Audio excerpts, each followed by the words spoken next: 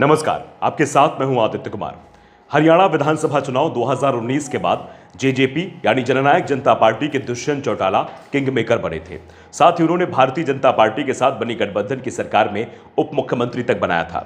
अब 5 साल बाद 2024 में हालात ये है कि ना वो खुद चुनाव जीत सके और ना ही पार्टी का कोई उम्मीदवार। इतना ही नहीं, पूरी पार्टी का वोट शेयर 1% को भी पार नहीं कर पाया। दुष्यंत चौटाला खुद उचान कला से सीट से एक बार फिर से चुनावी मैदान में उतरे थे, लेकिन यहां उन्हें 5% वोट ही मिले और वो 5वें नंबर पर आए। वो तो आखिरी राउंड में उन्हें कुछ वोट मिल गए, नहीं तो दुष्यंत 6वें नंबर पर चल रहे थे। वैसे सीट का चुनाव कुछ अलग ही कारणों से चर्चा में आ गया है। कांग्रेस का दावा है कि बीजेपी ने यह सीट उससे छीनी है। कांग्रेस उम्मीदवार विजेंद्र सिंह 32 वोटों से चुनाव हार गए। कांग्रेस की तरफ से दावा किया गया कि काउंटिंग में धांधली हुई। उनका उम्मीदवार आसानी से 5000 से भी ज्यादा वोटों से जीत सकता था, लेकिन प्रशासन ने खेल कर दिया। जिस सीट पर बीजेपी दूर दूर तक लड़ाई में दिख नहीं रही थी, वहां वो चुनाव जीत गई। कांग्रेस नेताओं ने तो यहां तक दावा कह दिया कि हमारी तरफ से रिकाउंटिंग की अपील की गई थी, जिसे भी प्रशासन ने खारिज कर दिया, जबकि जीत का अंतर महज 32 वोटों का था। जबकि जिस सीट पर कांग्रेस उम्मीदवार 1000 से भी ज्यादा वोटों से चुनाव जीता था, वहां बीजेपी की डिमांड पर रिकाउंटिंग कराई गई।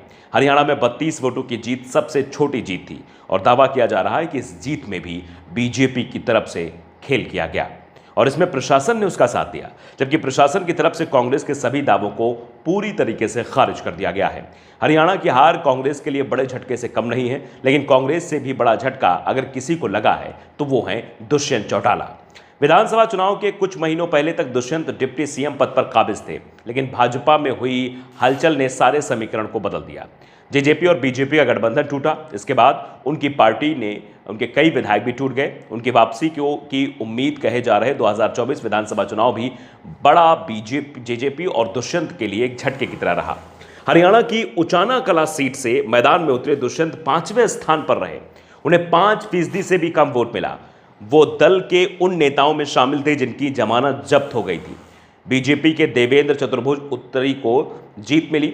दुष्यंत इस सीट पर 2 निर्दलीय उम्मीदवार विकास और वीरेंद्र घोघारिया से भी पीछे चले गए। उन्होंने सीट 41,000 से ज्यादा वोट से गंवा दी।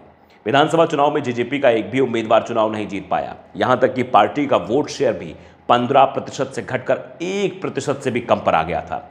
दुष्यंत पूर्व सीएम ओम प्रकाश चौटाला के पोते और पूर्व प्रधानमंत्री देवीलाल के परपोते हैं। हालांकि पूर्व मुख्यमंत्री देवीलाल बंसीलाल और भजनलाल के परिवार के सदस्य जीतने में कामयाब रहे। पूर्व सीएम भजनलाल के बेटे चंद्रमोहन पंचकुला से जीते। पूर्व उप प्रधानमंत्री देवीलाल के पोते आदित्य देवीलाल डबवाली से जीते। अर्जुन चौटाला रनिया से जीते। पूर्व सीएम बंसीलाल की परपोती श्रुति चौधरी तोशाम से जीत गई। हालांकि भजनलाल के परिवार से भव्य बिश्नोई को एक बड़ा झटका भी लगा। शुरुआती राउंड में आदमपुर सीट से आगे चल रहे भव्य को हार का सामना करना पड़ा।